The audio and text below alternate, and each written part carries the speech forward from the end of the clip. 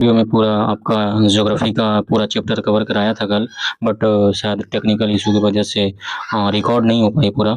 तो आज जो है पार्ट 2 है, चैप्टर नंबर 6 से हम लोग देख लेंगे बाकी जितने भी चैप्टर आपके बच गए थे ज्योग्राफी से, है ना।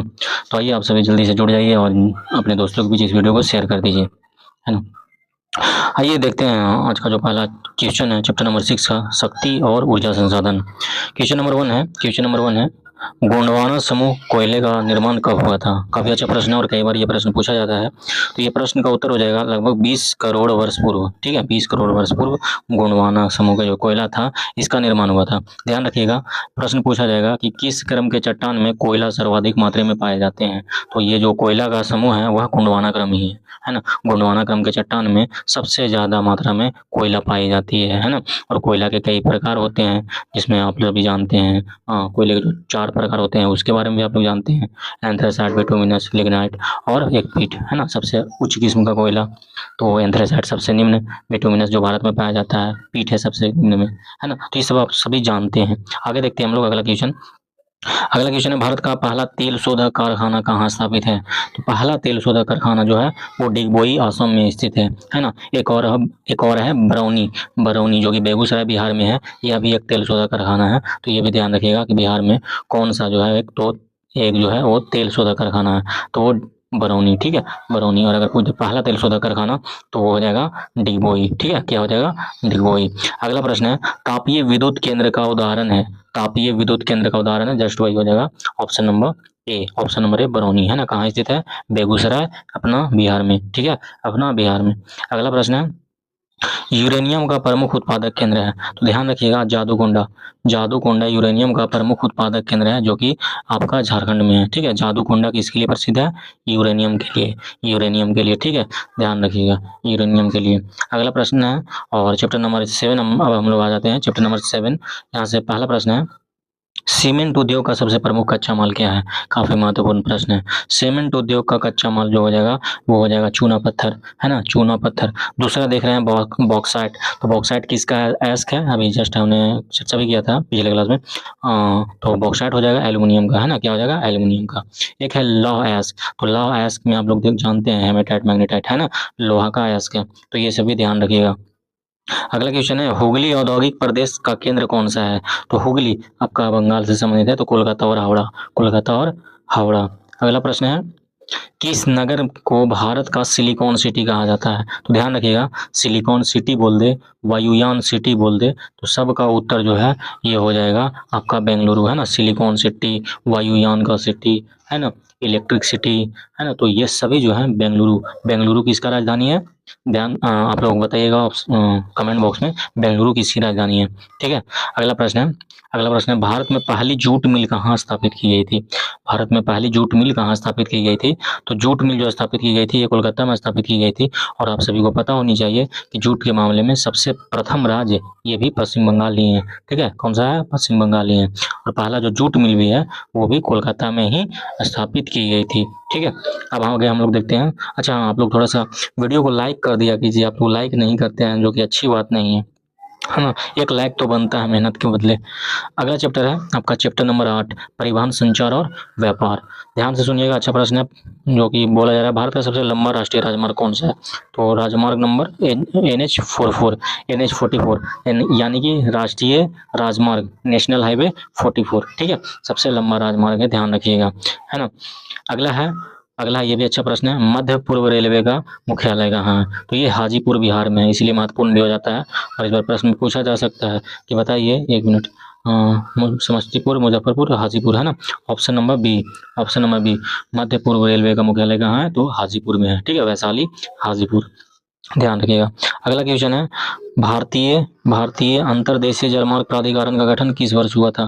तो 1986। ठीक है, 1986।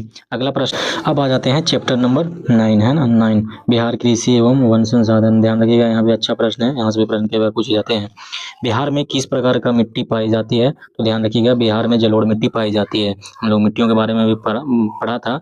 जलोढ़ मिट्टी की बात किया जाए तो जलोढ़ मिट्टी 2 प्रकार के होते हैं, बांगर और खादर। बांगर मिट्टी पुरानी मिट्टी होती है, खादर मिट्टी नई वाली मिट्टी होती है। तो यहाँ से भी प्रश्न पूछा जा सकता है कि निम्न में से कौन सी नई मिट्टी है, बांगर, खादर, भांगर या सभी। तो ध्यान रखिएगा, बांगर पुरानी, खादर नई वाली मिट्टी। ठीक है, आगे देखते हैं। अगला क्वेश्चन है, बिहार की कौन सी नदी बहुउद्देशीय जो है घाटी परियोजनाओं में के अंतर्गत नहीं आती है, मतलब कौन सी नदी पे बहुघाटी परियोजनाएं नहीं है। तो सोन नदी घाटी परियोजना है, कोसी पे भी है, गंडक पे भी है। आपका ऑप्शन नंबर सिंपल से पुनपुन बच जाएगा, ऑप्शन नंबर डी पुनपुन के पास जो है पुनपुन पर बहुउद्देशीय परियोजनाएं नहीं है। अच्छा, एक चीज है ऑप्शन नंबर बी में आप लोग देख पा रहे होंगे, है कोसी। तो बिहार का जो शोक है वो कोसी को ही बोला जाता है, कोसी नदी को ही बोला जाता है। बिहार का शोक के रूप में किसे जाना जाता है, तो कोसी नदी को जाना जाता है। इस प्रश्न को भी आप लोग ध्यान रखिएगा। अगला प्रश्न है, अच्छा प्रश्न है, बिहार में कितने प्रतिशत भौगोलिक क्षेत्रफल में वन का फैलाव है। तो लगभग 7%। थालाफोर रीजन है ना, 7% वन का फैलाव है बिहार के कुल भौगोलिक क्षेत्रफल पर, महत्वपूर्ण है। बिहार में नहरों द्वारा सर्वाधिक सिंचाई किस क्षेत्र में होती है, ये भी अच्छा प्रश्न है। तो ध्यान रखिएगा, ये पश्चिमी बिहार भी बोला जाए तो वह है रोहतास, है ना। रोहतास वो क्षेत्र है, वह जिला है जहाँ पर नहरों के द्वारा सर्वाधिक सिंचाई की जाती है। इससे ज़्यादा है महत्वपूर्ण, नहरों द्वारा कहाँ सर्वाधिक सिंचाई की जाती है, तो जिला का नाम याद रख रहिएगा, रोहतास, है ना। रोहतास ज़्यादा जरूरी है, ज़्यादा महत्वपूर्ण है, आपके एग्जाम में पूछे जाने की संभावना सबसे ज़्यादा है। ठीक है, आगे आते हैं, अगला चैप्टर में पहुंचते हैं हम लोग। तो बिहार खनिज एवं ऊर्जा संसाधन। प्रश्न है, बिहार में खनिज तेल मिलने की संभावना कहाँ जताई जा रही है। तो बिहार में खनिज तेल मिलने की संभावना जो है वो गंगा के आसपास, यानी गंगा द्रोणी के आसपास मतलब की संभावना जताई जा रही है कि यहाँ पे खनिज तेल पाई जा सकती है, मिल सकती है। बिहार में कोयले का उत्पादन कहाँ होता है। देखिए, भागलपुर एक ऑप्शन में है, भागलपुर में संभावना है कोयले की, है ना। यहाँ पे ये भी ऑप्शन हो जाता, लेकिन स्पष्ट रूप से अभी यहाँ पे ऐसा कुछ हुआ नहीं है। तो यहाँ पे अगर ऑप्शन में इनमें से कोई नहीं दिया हुआ है तो हम लोग इनमें से कोई नहीं पे ही जाएंगे, है ना। अगर इनमें से नहीं रहता, सिर्फ ऑप्शन रहता, तो हम लोग भागलपुर को मार सकते थे। ओके, चलिए आगे देखते हैं। अगला प्रश्न महत्वपूर्ण है, ध्यान रखिएगा। अगला प्रश्न है, बिहार में लौह अयस्क किस जिले में पाया जाता है। तो लौह अयस्क के लिए जमुई प्रसिद्ध है, ध्यान रखिएगा, लौह अयस्क के लिए जमुई प्रसिद्ध है। ठीक है, लौह अयस्कों का नाम भी आपको पता होगा, हेमेटाइट, मैग्नेटाइट, है ना। ये सब का नाम भी आप लोग याद रख रहिएगा कि लोहा का कौन कौन सा अयस्क होता है। अगला है अध्याय 12 में बिहार उद्योग एवं परिवहन। तो ये भी अच्छा प्रश्न, यहाँ से भी पूछे जाते हैं प्रश्न। बिहार में रेलवे वर्कशॉप कहाँ स्थित है। तो बिहार में रेलवे वर्कशॉप जमालपुर में है ना, जमालपुर में है, ध्यान रखिएगा। आगे है अगला क्वेश्चन, कांवर झील बिहार के किस जिले में स्थित है। कांवर झील बिहार के किस जिले में स्थित है। तो कांवर झील बेगूसराय में स्थित है। ठीक है, कांवर झील बेगूसराय में स्थित है। कांवर झील गोपुर झील है ना। यहाँ पे प्रवासी पक्षी आती हैं साल भर में एक बार, ये भी थोड़ा सा ध्यान रख रहिएगा।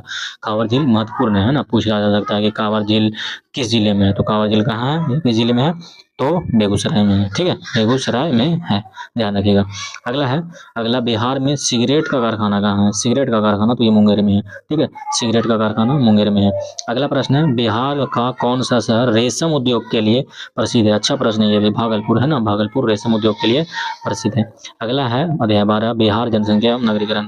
क्वेश्चन है, 2011 की जनगणना के अनुसार बिहार की शहरी आबादी कितनी थी। तो शहरी आबादी थी 11.3, महत्वपूर्ण है, ध्यान रखिएगा।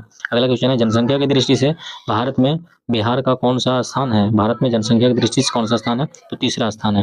और क्षेत्रफल की दृष्टि से 12वां स्थान है। ठीक है, क्षेत्रफल की स्थिति से 12वां स्थान है और जनसंख्या की दृष्टि से तीसरा स्थान है। ठीक है, अगला प्रश्न है, आप लोग बताइएगा टॉप 3 में ये आते हैं, तो टॉप 3 में बिहार का स्थान आता है, तो टॉप 2 में कौन कौन आते हैं। ठीक है, अगला प्रश्न है, बिहार का सबसे बड़ा शहर कौन सा है। सबसे बड़ा शहर की बात किया जाए तो पटना है ना, सबसे बड़ा शहर पटना है। आते हैं लास्ट चैप्टर 13 पे, आपदा प्रबंधन। यहाँ से प्रश्न भी पूछे जाते हैं, और मैंने आप लोग देखा था कि मैंने एक ही क्लास में पूरा एकदम कितने झकास तरीके से, मतलब कितना स्पष्ट तरीके से मैंने ले लिया था क्लास, बिना रटे हुए, मतलब कि कहानी के माध्यम से किस प्रकार से समझाया था आप लोगों को एक ही क्लास में। अगर आप उस दिन आए होंगे तो कमेंट में जरूर बताइएगा कि सर मैं उस दिन प्रेजेंट था। ठीक है, आइए देखते हैं यहाँ पे प्रश्न, आप लोग ही कीजिएगा यहाँ से, मुझे पूरा ये उम्मीद है।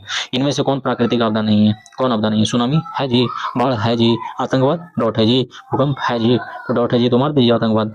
आतंकवाद तो आदमी के द्वारा न किया जाता है, मानव निर्मित न है, मानव करता है ना, तो कौन नहीं है, तो आतंकवाद नहीं है। ठीक है, आगे आता है अगला प्रश्न। अगला प्रश्न है सुनामी का प्रमुख कारण क्या है? तो हमने बताया था समुद्र में जब भूकंप आता है तो वही सुनामी कहलाता है ना, वही सुनामी कहलाता है और ये प्राकृतिक आपदा है ना। चलिए आगे देखते हैं।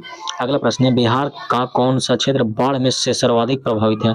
तो आप लोग जानते हैं पूर्वी बिहार, पूर्वी बिहार है ना, पूर्वी बिहार और उत्तरी बिहार भी इसमें आएगा। ठीक है, अगर पूर्वी बिहार नहीं रहता तो हम लोग उत्तरी बिहार को मार सकते थे, लेकिन यहाँ पे पूर्वी बिहार दिया है तो हम लोग उत्तर पूर्वी बिहार ही देंगे, क्योंकि पूर्वी बिहार स्पेशली अररिया, किशनगंज, पूर्णिया, कटिहार ये सब पूरा पानी पानी होता है उधर। ठीक है, पटना इधर है ना, तो उत्तरी बिहार, पूर्वी बिहार। हम मुझे मुझे लगता है कि आप यहाँ पे आप पूरी तरीके से उत्तरी बिहार ही लगाए हैं ना, उत्तरी बिहार ही लगाएं, अच्छा रहेगा, क्योंकि पटना उतना सब पूरा मतलब कि बाढ़ में तबाह रहता है। ठीक है, ध्यान रखिएगा।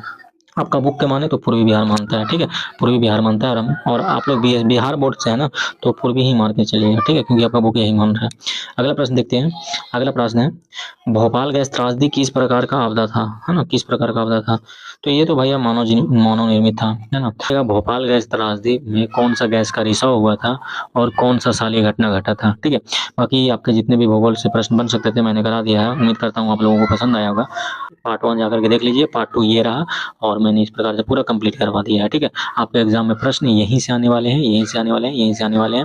बार बार रिवीजन कीजिए और अपना 110% दीजिए। बाकी अगर वीडियो अच्छा लगा हो तो वीडियो को लाइक करके अपने दोस्तों को भी शेयर जरूर करेंगे। जय हिंद।